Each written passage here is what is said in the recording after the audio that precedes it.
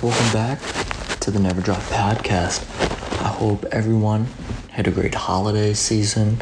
It's New Year's now, 2023, and man, this is some of the best time for boxing fans. It's fight week. It is fight week, and we got a absolute superstar in boxing fighting this weekend in Gervonta Tank Davis. His opponent, Hector Luis Garcia, a fighter who really came out of nowhere with an upset win last year. He was looking to have an even bigger upset win over Tank Davis. It's going to be a really good fight. I'm here talking about it. But not only are we getting that fight, we're getting Jaron Boots Ennis fighting again on the co-main event this weekend. Boots, if you don't know who he is, in the next couple years, the next couple months, you're going to be hearing about him, as he is the man in 147 that a lot of people don't want to fight. But we'll get into all that. Appreciate everyone tuning in. It's fight week. Tank is one of those fighters that draws people in that aren't even boxing fans, right? I got friends that are like, oh, Tank's fighting? Yeah, I'll watch. I'm like, I never thought you watched boxing before. But for Tank, Tank, he brings that type of crowd. So it's going to be a fun week, fun fight. Let's get straight into it. All right, first looking at the co-main event, which is going to include Boots Ennis. Boots, 29-0, 27 knockouts. He is only 25 years of age.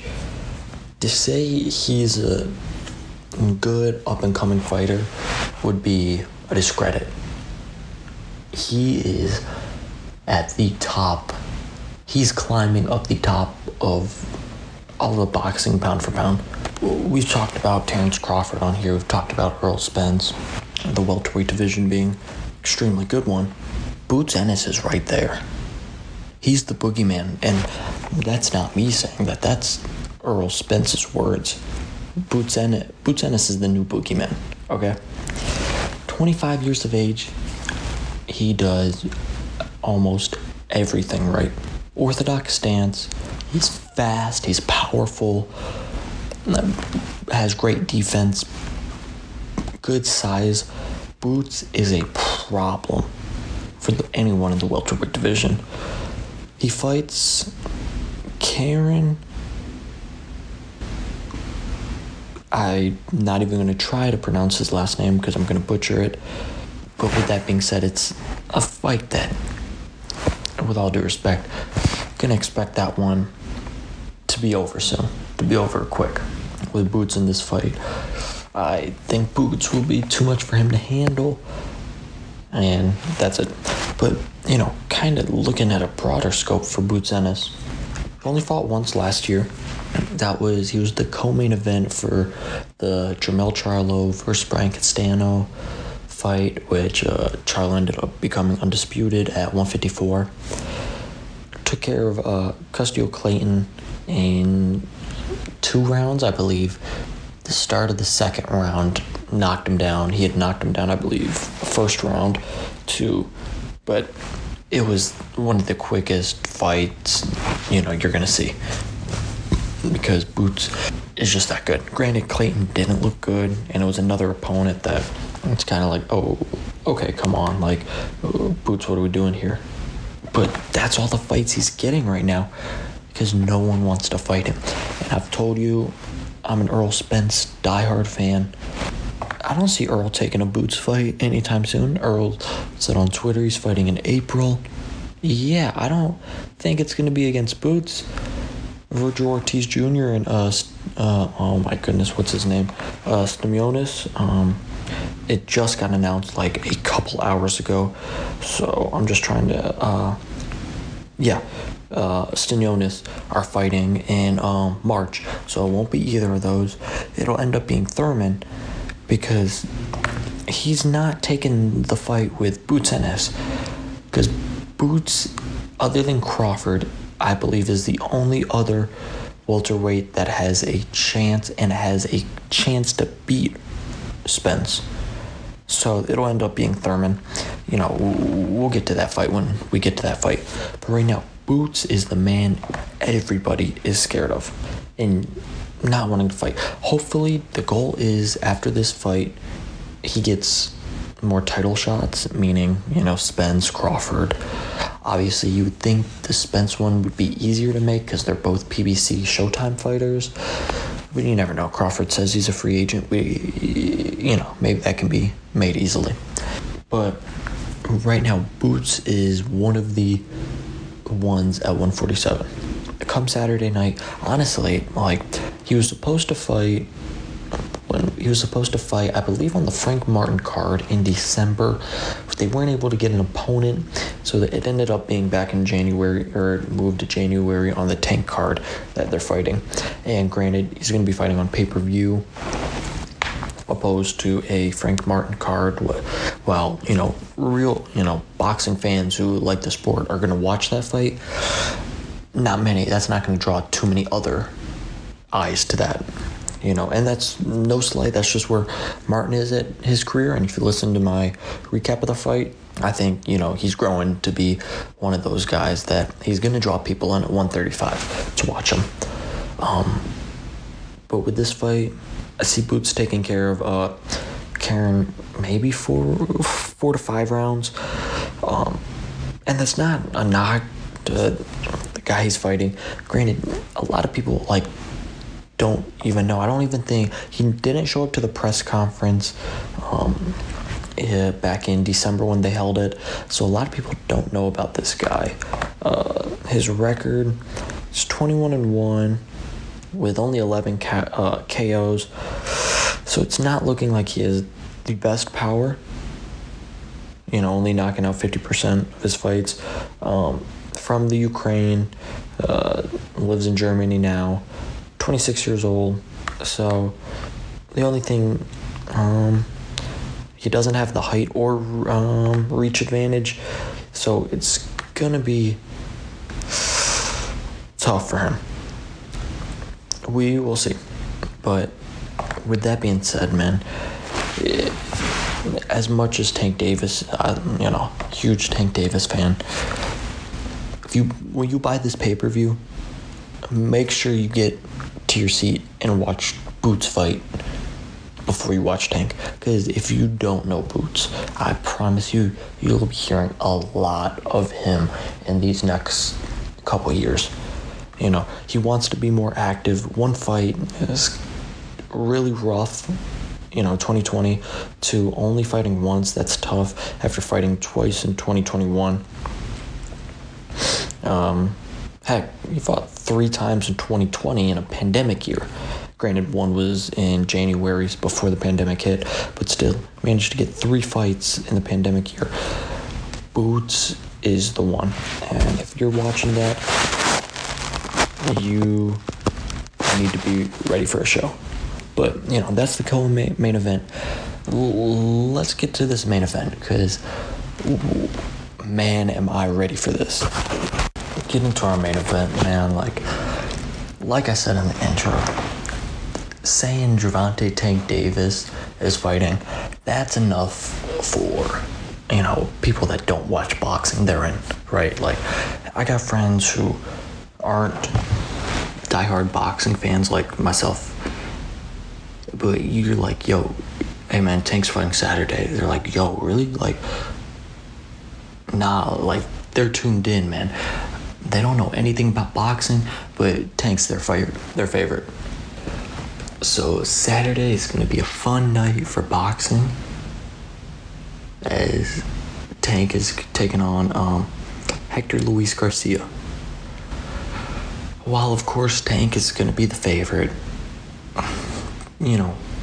pretty heavy favorite, Luis Garcia is no joke. Okay, let's just look at his year of 2022, right? February 26th, on 19 days' notice, he fights and beats Chris Colbert, who was an upcoming, one of, if not the best upcoming prospects in boxing.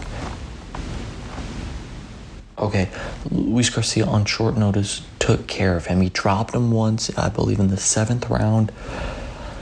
His constant pressure moving forward.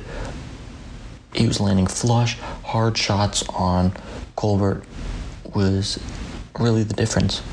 Takes care of that, gets unanimous decision, puts everybody on the map, right? Then later that year in August, he fights Roger Gutierrez. Granted, not, I wouldn't say an upcoming fighter like Chris Colbert, but one with experience, one who's been in fights. Garcia takes care of him with a unanimous decision. Granted, it was a closer fight than the Colbert one, as Gutierrez, had seen the tape and everything, so knew how to combat fighting Garcia. But in the end, Garcia overwhelmed him with his pushing forward pressure, constant pressure. As I mentioned, those past 2 fights, that's going to be the game plan. He's going to pressure. I believe he likes to call himself the android or the robot, because he's coming. He's going to keep pushing. He's going to keep walking you down, keep walking forward, because he's coming to hit you. And that's what Tank's going to have to be ready for. Right? I liken this the Isaac Cruz fight. If you watch that fight, and I'd say more so the later rounds in the fight, because that was when Tank broke his left hand, but Isaac was pushing forward, and that's what Tank's gonna have to try and deal with.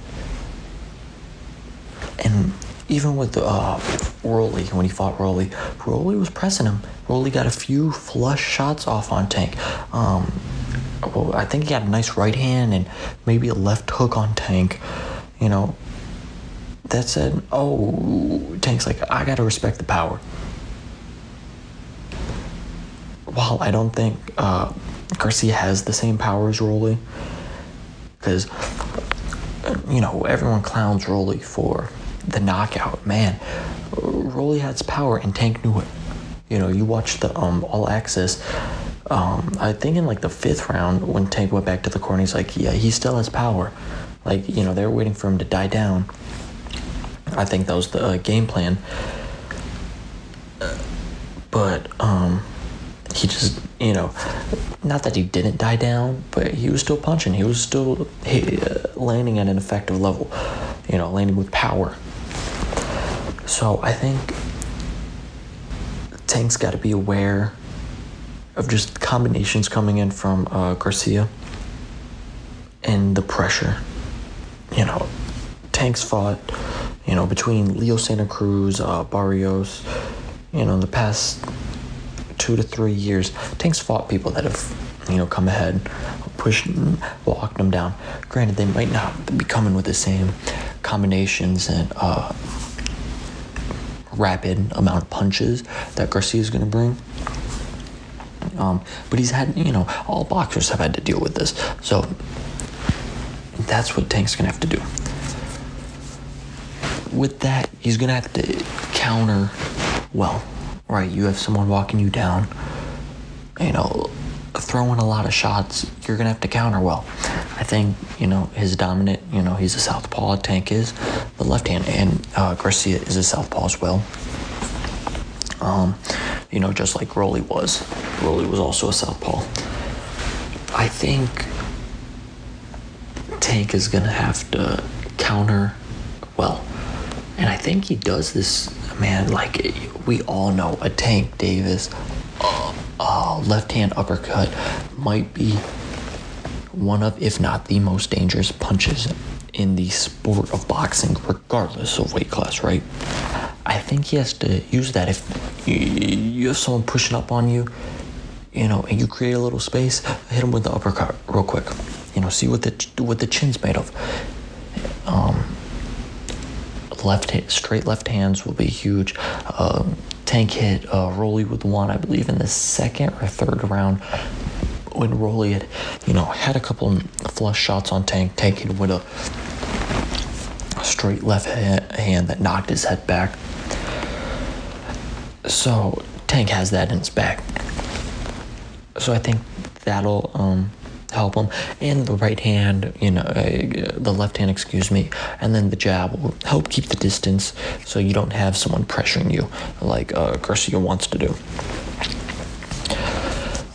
For Garcia, man, we've talked about this before with different fighters. Crawford, to be one example.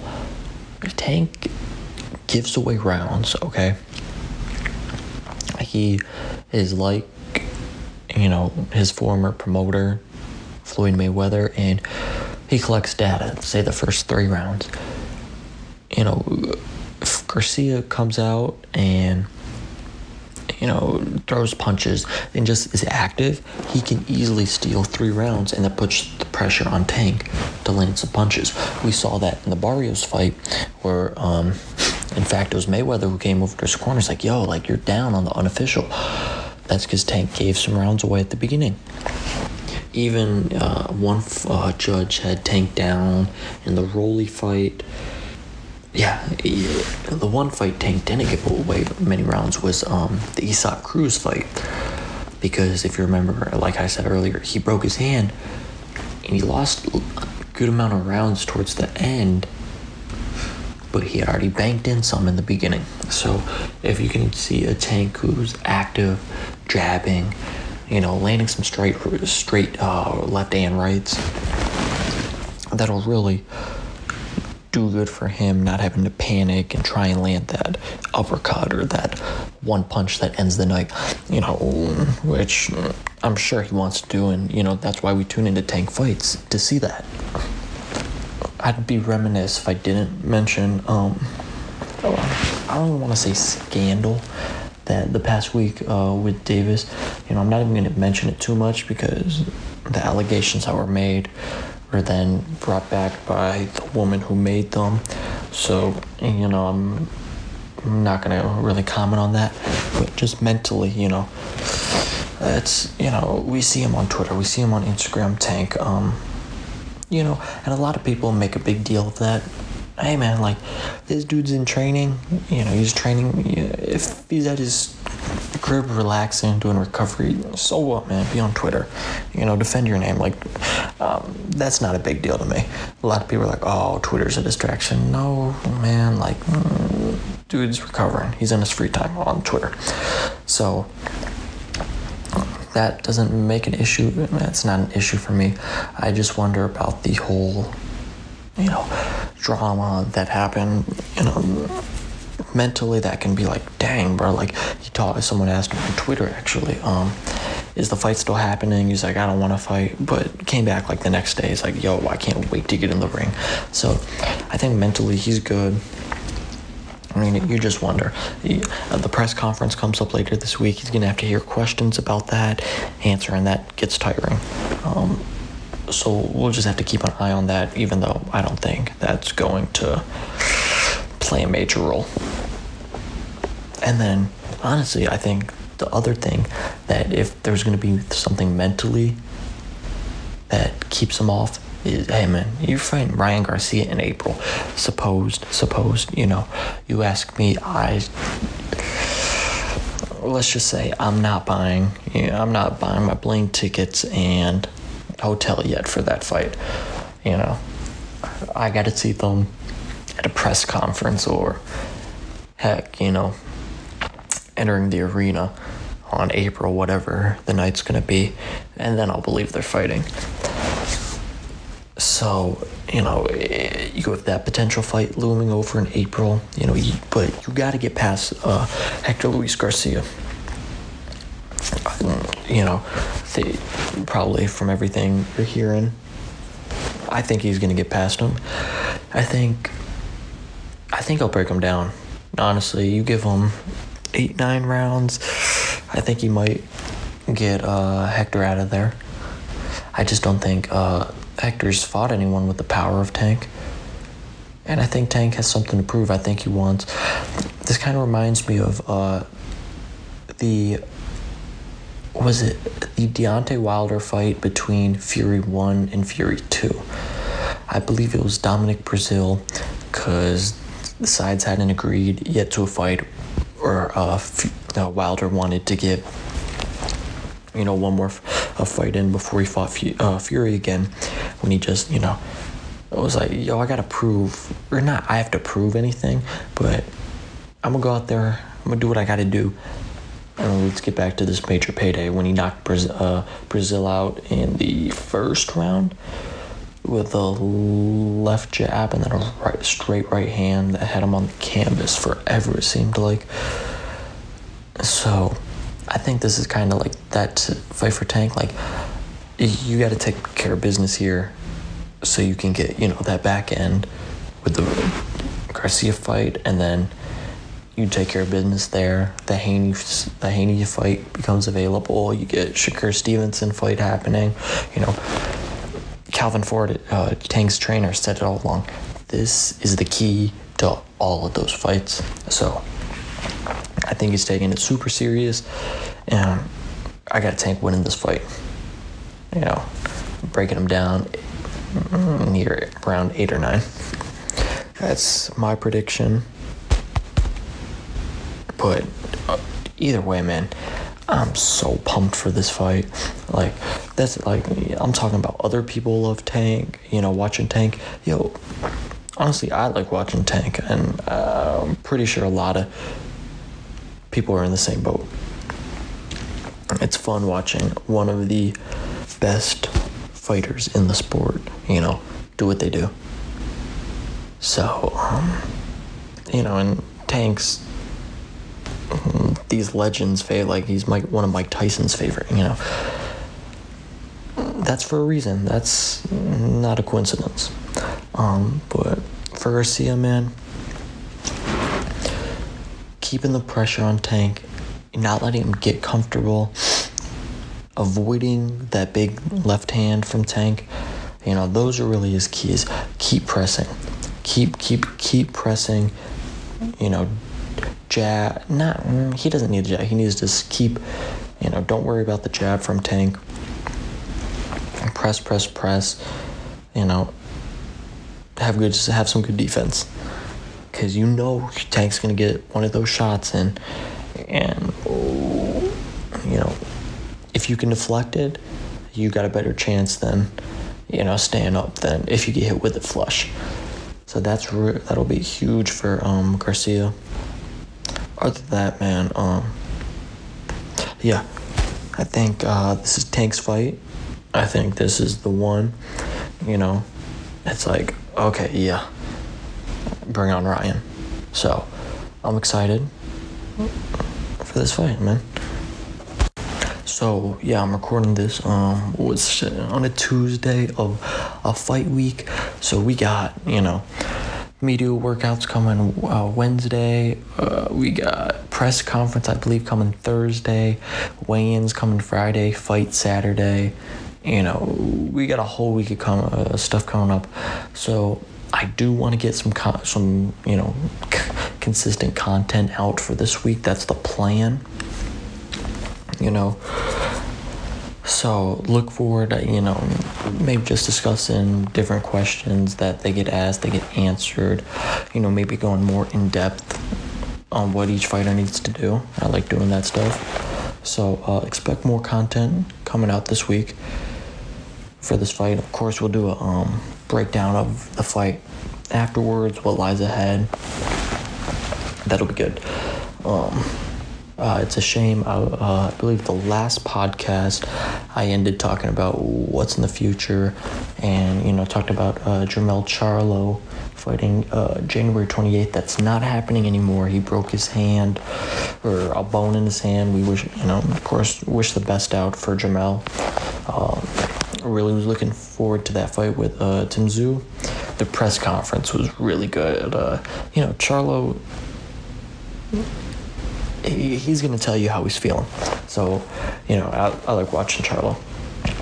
But sadly, that'll be postponed. Boxing-wise, fights are being made. As I mentioned, the Virgil Ortiz fight has been made for March 18th. And I think as of, it being announced 3-4 hours ago, that's a fight I think I'll attend. So that will be, heavily covered. But, hey, that's still, that's what, 2 months out? 2.5 months? Something like, 2.5 months out. So we got a little ways till then. But, appreciate everyone listening. And looking forward to this fight. Looking forward for some more content. And yeah, appreciate everyone listening in. And I'll catch you all on the next episode. Peace.